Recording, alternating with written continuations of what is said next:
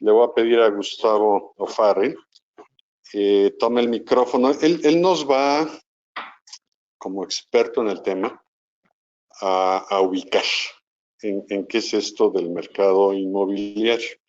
Le decía cuando empezamos que todos de alguna u otra manera tenemos que ver con bienes inmuebles, con terrenos, con propiedades, con herencias, con cosas de ese tipo. Y necesitamos saber cómo descubrir el valor que está detrás de todo esto y cómo podemos eventualmente realizarlo. Pero para eso necesitamos algunas definiciones y tú las traes el día de hoy. Así que adelante. Esto lo podemos proyectar para la red virtual. Se supone que está. Perfecto, es que no lo veía por acá. Perfecto. Bien, adelante. Queda con ustedes Gustavo O'Farrill. ¿Uso este micrófono? O sea, aquí lo...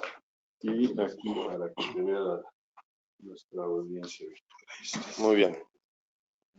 Pues muchas gracias por la invitación y mucho gusto a todos. Me pidió Nea dar una presentación, un poquito dando el panorama de real estate, algunos conceptos. Voy a intentar hablar de real estate un poco general y luego ir bajando a la situación que más o menos se está viendo en el país, un poquito en otros países. Y lo que voy a tratar de exponer es cómo el real estate es el gran presente en nuestras vidas, pero también muchas veces el gran desconocido.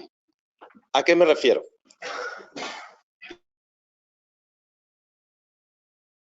Levanten la mano quien ha hecho, así literal, levantar la mano.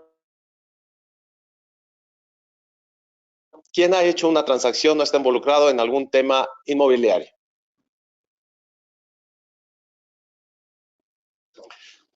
Levante la mano.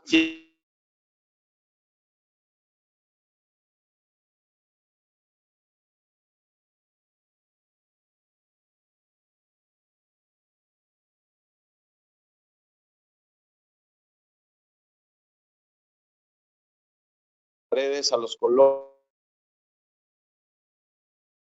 Pero inconscientemente lo estamos sufriendo o lo estamos viviendo. Estamos comiendo en un lugar y de repente, oye, hace frío, me siento algo, y no sabemos ponerle nombre a lo que estamos viviendo, pero lo estamos experimentando.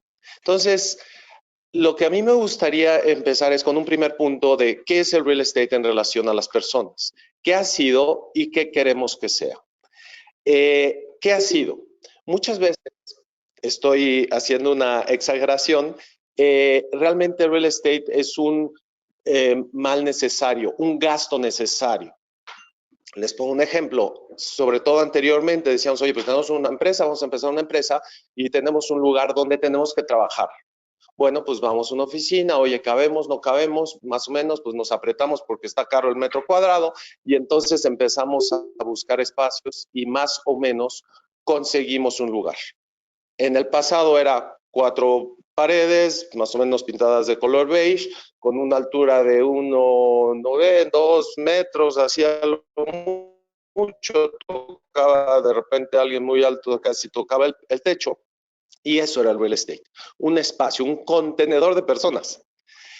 Eso ha ido cambiando cada vez más porque empieza el real estate a darse cuenta que los espacios y los lugares, estoy hablando de una casa, estoy hablando de una oficina, estoy hablando de un centro comercial, estoy hablando de un restaurante, estoy hablando de un hotel, estoy hablando de un hospital.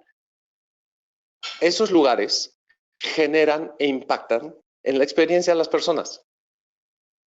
En la primera, si te regresas nosotros vemos, o sea, un poco si me preguntan, ¿y cuál es tu misión y por qué, de dónde salió, qué te gusta, dónde te gustaría impactar, Gustavo? Pues vemos nuestra acción como un servicio y buscamos que los proyectos tengan un sentido de propósito, regresando la orientación del real estate a las personas que lo viven y que no solamente sea un tema financiero. Sin embargo, no hay que olvidar que real estate tiene un componente y un impacto financiero muy importante. Regreso rápidamente nada más al primer punto.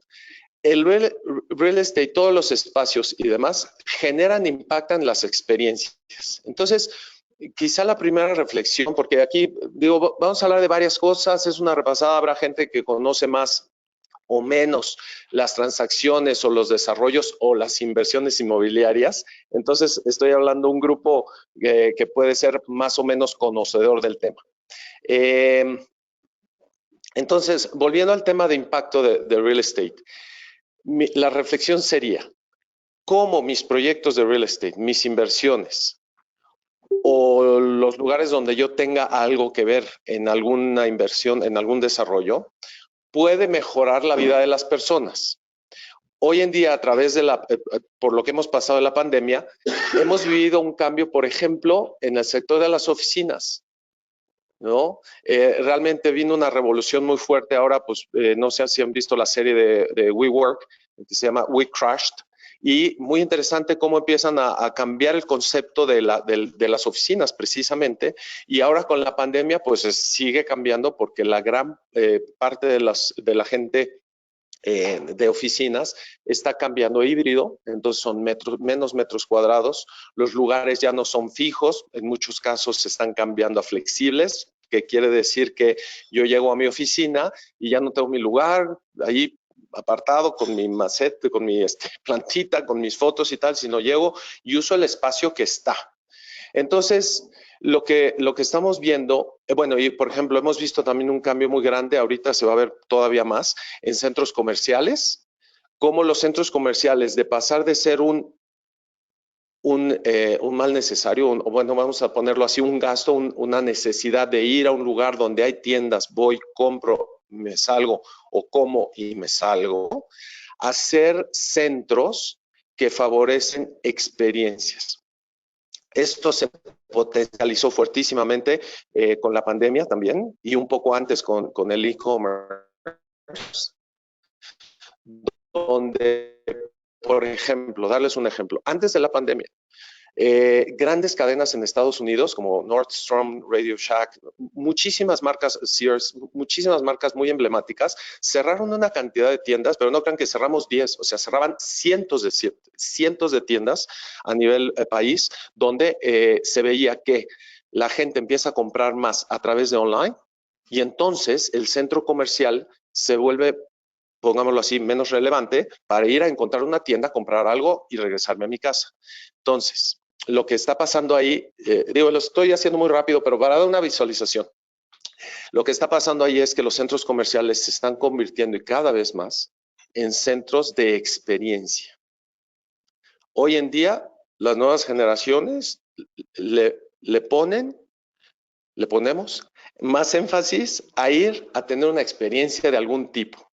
Los cines ya estaban, pero ahora es el lugar, el espacio. Por ejemplo, el otro día fuimos con mi familia a Arts.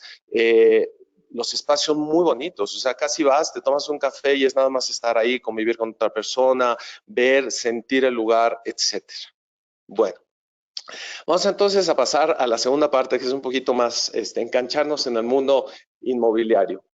Algo que a mí me parece siempre muy importante, es que, o sea, lo que voy a tratar de hacer es, y pónganse a pensar ustedes, yo en relación a real estate, ¿qué contacto tengo con real estate? Posiblemente tengo un terreno, mi familia tiene un edificio, nos quedamos con una pequeña propiedad, Jesús, nos hablabas de tu Airbnb en Cuernavaca. Entonces, decir, bueno, yo en relación a esa propiedad, ¿cómo lo siento? ¿Qué quiero hacer o en qué me está afectando o qué me está preocupando? O por otro lado, oye, a mí me gustaría, no toco real estate para nada, pero me han dicho amigos que están invirtiendo, que el real estate es una cosa interesante. Fíjense, yo trabajo para family offices y estoy mucho en ese mundo de cómo se han movido los medianos, grandes family offices en relación a real estate. Hay una cifra muy interesante. En los últimos años, quizá del año pasado no tengo la cifra, pero de los 3 años pasados, el porcentaje que los grandes family offices a nivel mundial que manejan trillions of dollars han crecido su inversión directa o indirectamente en real estate es bien importante. Ha pasado de un 9% de su portafolio, es decir, de sus inversiones, el acumulado de los family offices a nivel mundial era de un 9%, 8 y venía de un 7% de sus inversiones. En 3 o 4 años pasó hasta el 12 o 13%.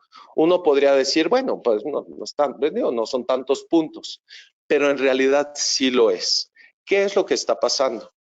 Que la gente, las familias y demás, grandes family offices, empezaron a ver el valor de invertir en real estate. Les empezó a gustar, pero sobre todo lo empezaron a conocer un poquito más. Como les decía, empecé la presentación mencionando que el real estate en nuestras vidas es el gran presente, porque todos lo vivimos, lo agradecemos, lo gozamos o lo sufrimos, pero al mismo tiempo es el gran desconocido. ¿A qué me refiero? Para que una inversión de real estate o un inmueble se ponga a ser más productivo o activo, no solamente más productivo, activo a veces. Yo me topo con muchísimas familias que tenemos el terreno ahí que tenía mi abuelo, se lo heredaron o le pagaron con un terreno y ahí está el terreno. Oye, ¿y qué piensan hacer? No, bueno, hemos venido ya hace mucho tiempo tratando de activarlo y tal. Oye, perfecto. ¿Y cuánto es mucho tiempo? No, pues yo creo que desde 1985. ¿Qué es lo que pasa? Que el proceso, el sistema de real estate en México, yo diría en todas partes del mundo, pero en México lo sufrimos, no es eficiente porque la comunicación no fluye muy bien en los procesos, en el conocimiento de las personas, en el conocimiento de los números. Entonces, mucha gente sabe partes de lo que es bueno y de lo que es malo, pero pocas veces se completa digamos, se enlazan todos los eslabones de la cadena para hacer un buen desarrollo o poner un activo a producir. Un activo a producir o activar un negocio, como les decía, un terreno que tiene vocación industrial en una zona del Bajío y que ahí está, ¿no? Hay una desconexión de información también. Por ejemplo, hablando del Bajío, Guadalajara. Uno pasa no sé si hay alguien de Guadalajara aquí, si no levante la mano. Ajá. Bueno, no, pero bueno, pero es que aplica mucho a Guadalajara y el Bajío son muy similares en términos de real estate y creo que ustedes me lo podrán corroborar. En Guadalajara hay muchos terrenos en venta en zonas muy buenas y tienen los letreros oxidados en venta, terreno en venta oxidados, o sea, son letreros que han estado ahí mucho tiempo. Pero sin embargo, Guadalajara ha crecido muchísimo hacia arriba. O sea, Guadalajara prácticamente era una ciudad plana, así veías pocos edificios de una altura y ahora lo ves, hay edificios jóvenes, 5 años, 3, es un poco más, pero con mucha altura, o sea, sí. Creo que empieza a tener un mercado diferente también Guadalajara en ese sentido. Total. Como oficina, como habitacional. Obviamente todos estamos, creo que también viviendo una situación de poca inversión, ¿no? O sea, los desarrolladores nos están dando de cuenta que se tardan más en vender. Okay. O sea, a pesar de que sí hay oferta de crédito, pero pues, digo, se ha desalentado un poco el desarrollo, ¿no? Pero a mí me impresiona lo que pasó en Guadalajara, o sea, ver esos edificios que en unos cuantos años, claro, sí. Hacia arriba en muchas zonas, ¿no? Muchas zonas.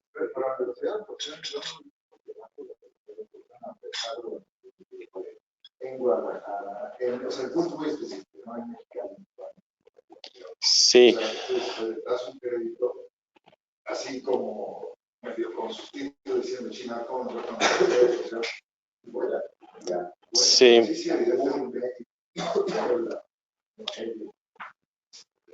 Sí, realmente todo sí, o sea, hay una gran movilidad. Me acaban de avisar que va a ser más corta mi presentación, entonces me voy a ir directo, ya no voy a poner ese ejemplo, a un poco los elementos y reflexiones que me gustaría compartir con ustedes. Lo que me gustaría decir es que estoy a su disposición, lo ofrezco a NEA, cualquier persona del grupo que tenga una duda, que quiera un día buscarme a través de un Zoom, una plática, que oye, tengo esta problemática, ¿qué me sugieres y tal?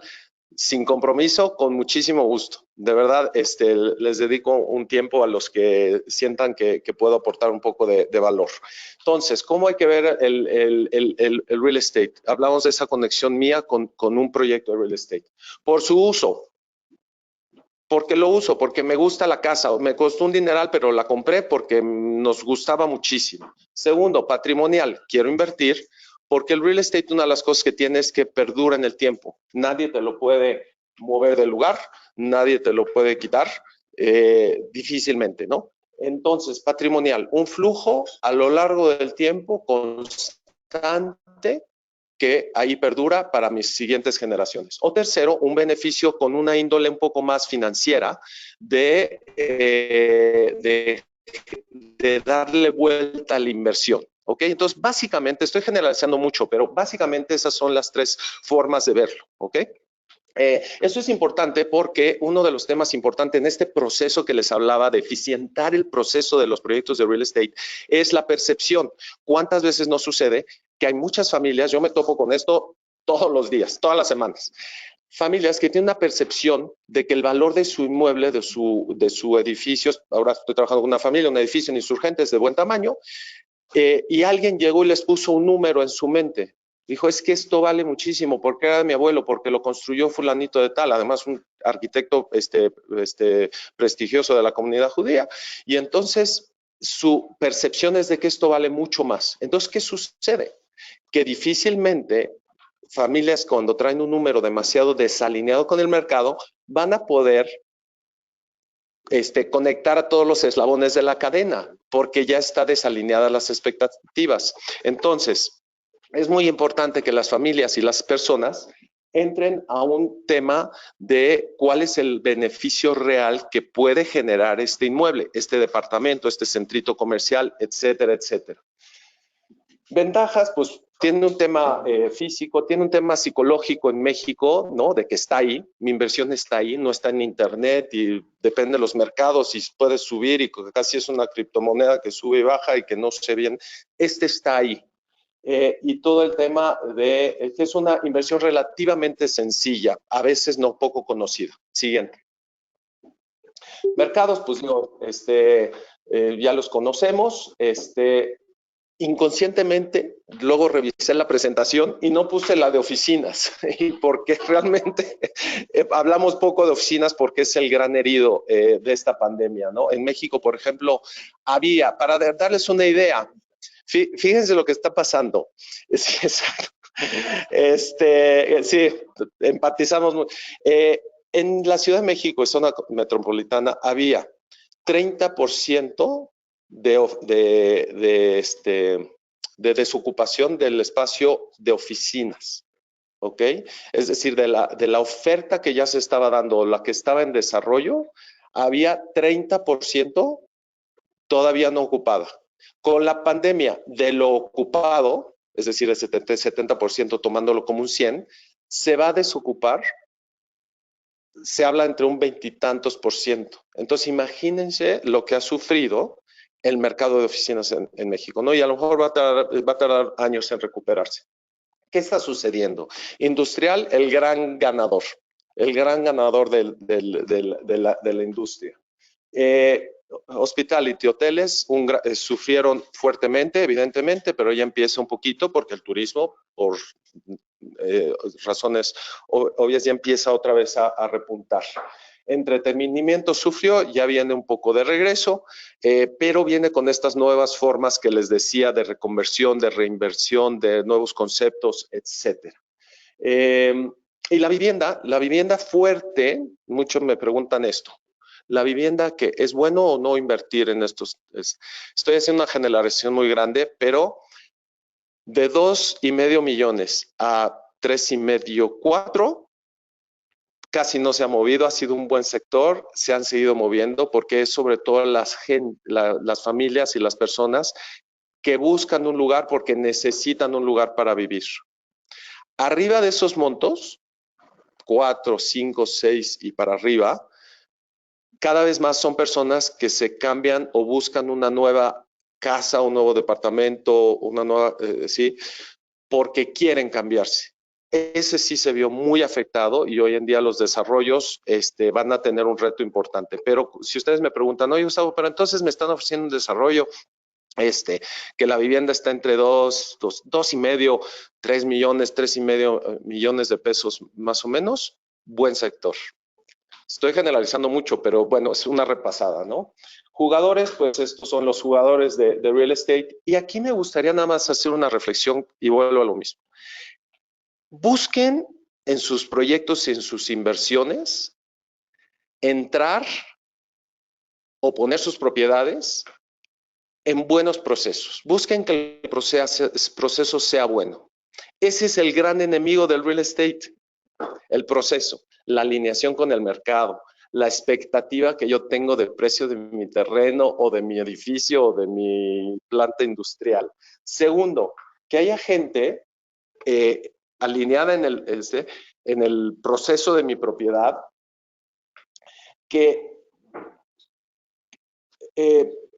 vamos a decirlo de esta manera, los procesos de real estate son de equipo, tienen que ser de equipo. No basta, y yo quiero muchísimo a los brokers y conozco a muchísimos, etcétera, y tienen unos talentos muy grandes, pero no basta decir, entrego mi propiedad a un tercero y a ver qué pasa, sino que hay que buscar que ese tercero que me está ayudando integre a muchos jugadores, a muchas especialidades, porque hay temas legales que hay que ver, porque hay temas de análisis de mercado muy importante, hay tema de quién va a desarrollar el proyecto o quién lo está desarrollando y me lo está ofreciendo. Vean más allá del número, esto me va a dar a ganar esto. Vean los expertise de cada persona y como nosotros promovemos mucho en EA, también la integridad de los grupos, la confianza que puedas tener, la ética, etcétera, ¿no? Entonces, es nada más una reflexión muy rápida, ¿no? El gran enemigo del real estate hoy en día es que hay poco conocimiento del tema financiero, de los procesos y de quién me puede ayudar. Siguiente. Ok, voy a terminar con esta reflexión. Creo que me quedan 2 minutos. Básicamente es un repaso de qué tipo de proyectos hay. Y esto es para México y Estados Unidos también, pero básicamente así está la división. Patrimonial, un inmueble, por ejemplo, trabajo con un grupo en Texas que rentan inmuebles que ya están, compran inmuebles que ya están rentados a empresas muy grandes, a DHL, FedEx, etcétera. Entonces son inmuebles que tú entras a participar como propietario de ese inmueble y te beneficias de la renta que le está pagando. ¿Okay? Ahorita voy a hablar un poco de retornos para darnos una idea rápida de eso. Segundo, value add, inmuebles que ya existían, por ejemplo, de vivienda, que les estaba platicando en Insurgentes, muy viejos, entra un desarrollador, lo remodela y le da un valor, por eso es value add, ¿no? Le da un valor mayor a ese inmueble y entonces después de eso lo puede rentar más caro. En Estados Unidos, muchos habrán escuchado y nosotros también nos hemos vuelto muy expertos en los diversos proyectos de multifamily. Edificios grandototes en zonas que no eran tan bonitas de Estados Unidos, llega el desarrollador, lo compra, ya trae un nivel de renta, lo trae al valor de ese nivel de renta, lo va remodelando poco a poco, lo va remodelando, va renovando los contratos de renta a mayor precio y después de 3, 4 años vende el inmueble a un mucho mayor valor porque ya trae un flujo de rentas mucho mayor. Es todo un proceso y tiene retornos también muy interesantes. Siguiente, desarrollo nuevo. Creo que es un poco el que nos van a presentar. pues el que te invita, oye, vamos a hacer un edificio en la Condesa, vamos a hacer un desarrollo en Aguascalientes, eso sí en el Bajío, etcétera, Guadalajara, etcétera, y pues quieres invertir y te voy a pagar con un departamento o con un porcentaje de las ventas. O tierra nueva, que va a ser para un desarrollo, o invertir en un terreno que en el futuro va a tener un beneficio. Y luego las alternativas de inversión, pues puedes aportar tu terreno a un proyecto, si tienes un terreno o tienes una propiedad. Segundo, una inversión directa, le meto dinero al desarrollo y gano sobre la utilidad del proyecto o sobre el porcentaje de las ventas. Tercero, entra un fondo que hace muchas cosas. En Estados Unidos, por ejemplo, también hay otro fondo con el que estamos promoviendo muy interesante, que hace diversos proyectos de multifamily. Tú entras al fondo y el fondo trae varios proyectos al mismo tiempo. O las fibras, por ejemplo. No entro en el tema de fibras, pero es otra manera de invertir. A grandes rasgos, la gente me pregunta mucho esto. ¿Cómo está el panorama de real estate? Más o menos es así. Bajo riesgo, menor retorno, alto riesgo, alto retorno o mayor retorno.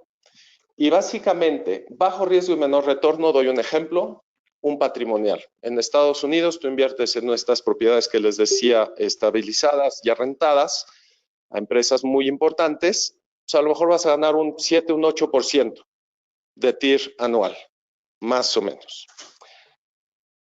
Un value add on multifamily más o menos está en una inversión de crecimiento, de agregar un poco de valor, pues lo vas a encontrar más o menos entre un 12, 13, 14 y algunos pueden estar llegando a los 20%. Pero si tú compras, por ejemplo, ahora una familia donde soy consejero tiene una inversión interesante en un proyecto para una universidad, pues esos son retornos mayores a 16%, 25%, ¿ok? Más o menos es así el tema. Un desarrollo en México, por ejemplo, un desarrollo nuevo, antes te daba muy alto, a lo mejor hoy puedes estar pegándole a ya bueno, tendría que estar arriba del 16%, 17%, 20% es bueno, antes había hasta de 28 y 35%. Pero ahora se está eficientando un poquito más. Termino con esto porque ya no hay tiempo, pero me gustaría, como les digo, fue una repasada muy grande. Nada más la voy a visualizar, no la voy a explicar, pero para que ustedes vean y si a alguien le gustaría después platicar sobre esto, con muchísimo gusto. La siguiente. Esta lámina, lo que iba a explicar, pero con mucho gusto lo podemos hacer después, es cómo comparar diversas oportunidades o inversiones de real estate. ¿Cómo realmente yo podría? Y esta es el by the book. Son las 3, 4 formas básicas de cómo uno debe ver un proyecto de real estate o un proyecto de real estate en relación a otro proyecto de real estate. Es decir, me están ofreciendo invertir aquí o me están ofreciendo invertir en otro proyecto. ¿Qué debo tomar en cuenta? Básicamente son estas formas. No sé si puedo presentar así, ya se nos acabó el tiempo y esto todavía llevaría más tiempo, pero bueno, se los dejo ahí, luego se los compartimos si a alguien le gusta el tema o si alguien necesita conocer un poquito más de esto, pues con muchísimo gusto los apoyamos.